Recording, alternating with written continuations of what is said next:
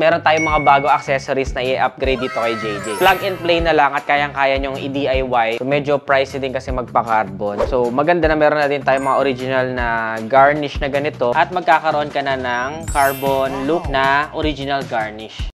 So yan, good day sa inyo netizens. Alam ko marami sa inyo nakamiss dito kay JJ yung ating NMAX. At para sa mga NMAX users natin netizens dyan, may good news ako sa inyo kasi meron tayong mga bago accessories na i-upgrade dito kay JJ. And by the way, lahat ay kakabit natin ngayong araw ay available sa ating Shopee Nedishop. Nandyan yung link sa comment section at saka sa description box. So yung makikita nyo, usong-uso na ngayon yung mga carbon fiber na garnish at the same time yung mga iba nagpapa-carbon pa para sa kanilang mga motorsiklo. Kaya meron tayong iba't iba dito na garnish na plug and play na lang at kayang-kaya yung i-DIY or do it yourself sa inyong mga bahay. So una dito sa ating listahan na itong ating pinaka windshield. So kung mapapansin niyo, itong aking NMAX ay meron na siyang nakakabit na carbon dito. Ito yung pinaka-carbon ko pa. So medyo pricey din kasi magpa-carbon. So maganda na meron na din tayong mga original na garnish na ganito para ikakabit mo na lang siya. Pwede ka pa rin magkabit ng inyong transparent or glass na windshield para magkakaroon ng facelift yung inyong pinaka NMAX. Nagkaroon siya ng character. Very aggressive yung look ng NMAX kapag nakasaksak yung ating windshield na carbon. So, ito isa sa mga pwede nyo ikabit. Para dun sa mga stock na NMAX natin dyan, kasyang-kasya to. Pero since yung sa akin ay naka-carbon na, proceed tayo dito sa may gilid na part. Ito yung medyo na-excite ako nung nakita ko kasi ito yung sa side ng NMAX na garnish. At saka may nakakabit na rin siya na emblem na NMAX. So, dun sa mga nangangamba na mawawala yung NMAX ninyo na emblem, andun pa rin yung inyong pride of ownership dahil meron na siyang emblem na nakakabit. Papatong nyo lang siya dyan, bali meron na siyang mga double adhesive tape dito. Para sa mga nangangamba na akala nila mabilis lang tumatanggal, makikita nyo mayroon dito dalawang butas kasi meron dalawang clip dito. Doon nyo isushoot yan para mag-stay siya into place. At dahil may double adhesive tape, mas matibay yan kahit na bumabiyahe tayo para hindi matanggal to kahit may vibrations. Ngayon, nagkataon lang din na itong ating NMAX dito sa side vents ay may pinakarbon na ako. Pero kung wala pa kayong naka-carbon na side vent, ay meron din tayong available niyan dito. So, 700 para dito sa side vent at 1,450 naman para dito sa ating side body. Next natin ay kakabit ay itong dalawang lower side. Kung makikita ninyo parang dalawang blade siya pero dito siya kinakabit. Bali magkakaroon ng chrome accent. At the same time may honeycomb grills din tayo dito. Tapos syempre yung ating carbon na garnish. So kakabit mo lang siya dito sa may gilid. Ayan. At mag-a-add na siya ng character sa inyong NMAX. Ang presyo naman nito is 900 pesos. Kapag meron kayong bagong motor, isa ito sa mga unang ikinakabit ko. In-order ko to sa TikTok shop. Ito ay cellphone holder. Pero syempre isa sa mga trusted na brand na natin dyan pagdating sa cellphone holder ay yung Motowolf. Naghanap tayo ng legit na Motowolf kasi marami ding imitation ng Motowolf. Matibay ito kapag yung totoong Motowolf yung kinabit ninyo. Easy lang nito i-install kasi ito yung side mirror type na cellphone holder. Kakabit mo lang siya sa side mirror mo, sa pinaka-stem, tapos meron ka ng cellphone holder. Then of course, adjustable pa yan. Luluwagan mo lang dito. Yan, naiikot-ikot pa siya na ganyan. Pwede to sa lahat ng klase ng motor. Ngayon, pwede mo nang ikabit yung cellphone mo. Luluwagan mo lang siya dito. Kahit gaano kalaki pa yung cellphone mo, kita mo kasyang-kasya naman dyan. Para sa mga natatakot na baka mahablit yung cellphone nyo, makikita nyo kung gaano katibay itong pinaka-cellphone holder niya. Ayan, no? Naka-intact yan into place. So, hindi yan basta-basta mahahablot. Hindi kagaya ng mga plastic lang na cellphone holder. Itong isang to, bakal yan. So, durability-wise, subok na natin yan. At the same time, yun nga, Motowolf, kilala naman natin yung tatak na. Para naman sa mga gusto na unti-untiin lang NMAX nila at gusto na mga small pieces lang, ay meron tayo dalawa dito. Isa ay para sa ating center handle at isa naman ay para sa ating fuel tank. So, parehas 499 naman itong dalawang ito. So, kabit natin siya. Dito lang yan kinakabit sa unahan.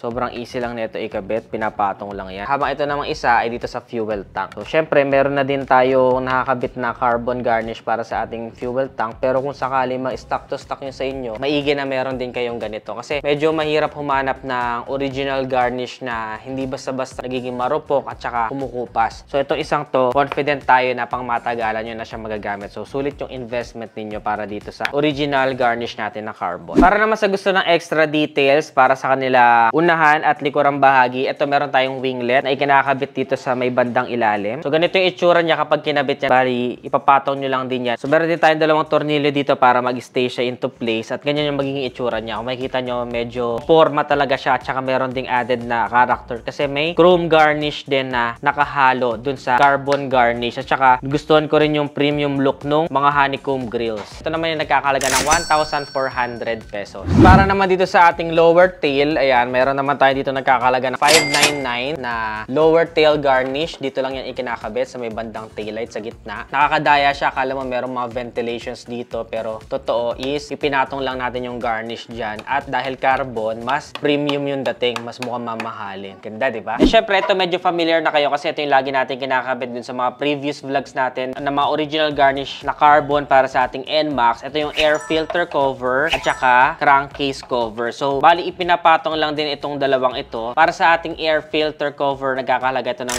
900 pesos at 1,100 naman para sa ating crankcase cover. So, hindi mo na kailangan tanggalin yung mga original fairings mo, ipapatong mo lang siya dyan at magkakaroon ka na ng carbon look na original garnish. Syempre, to complete the look, meron din tayo ditong radiator cover, which is ayan yung sa akin, may nakakabit na. Yung radiator cover is 900 pesos. Habang 900 pesos din itong pinaka heat guard ninyo. Medyo makapal na tong ating heat guard na to, kaya kahit i-replace nyo na yung stock nyo na heat guard ay okay lang. Pero kung gusto nyo namang ipatong, pwede din naman na nakapatong lang para mas mapangalagaan ninyo yung durability. Pero this one can stand alone na. Pwedeng i-replace na yung mismong heat guard nyo na stock dito. So, nasa sa inyo na yan kung ano ang trip ninyo. At ganito na maitsura niya kapag nakakabit na parehas. Diba? Mas kumpleto na yung look natin ngayon. At ayan na nga netizens ang ating mga carbon garnish na pwede ninyong maikabit sa inyong Yamaha NMAX 155. At lahat ng kinabit natin netizens ay available dyan sa aming Shopee, Nedishop, para sa mga malalayo. Or pwede nyo din kami i-visit sa aming physical store. Search nyo lang sa Google Maps or Waze, Nedishop Santa Rosa, Laguna, at makikita nyo na yung aming location. Para ma-meet ko na din kayo personally at mabigyan ng stickers. Para naman sa mga medyo malalayo, pwede kayong umorder sa Shopee. Bibigyan ko rin kayo ng stickers, of course, kapag umorder kayo. At alam kong kaya-kaya nyo naman siyang ikabit ng mag-isa dahil super easy lang niya i-install at kaya nyong i-DIY sa inyong mga bahay. Pwede nyo din siya unti-untiin kung medyo mabigat sa inyo na bilhin lahat. At kung pupunta kayo dito, of course, sa aming physical store, ay available din sa amin ang home credit. So yun lang netizens. Ano pang mga ibang accessories ang gusto nyo makita? At ano pang mga ibang motor ang gusto nyo i-accessorize natin next vlog? Comment nyo lang dyan sa ibaba para masundan natin. Kung nagustuhan mo to, don't forget to give this video a thumbs up. Subscribe. Again, this is Adriano. Always keep it cool and ride safe always.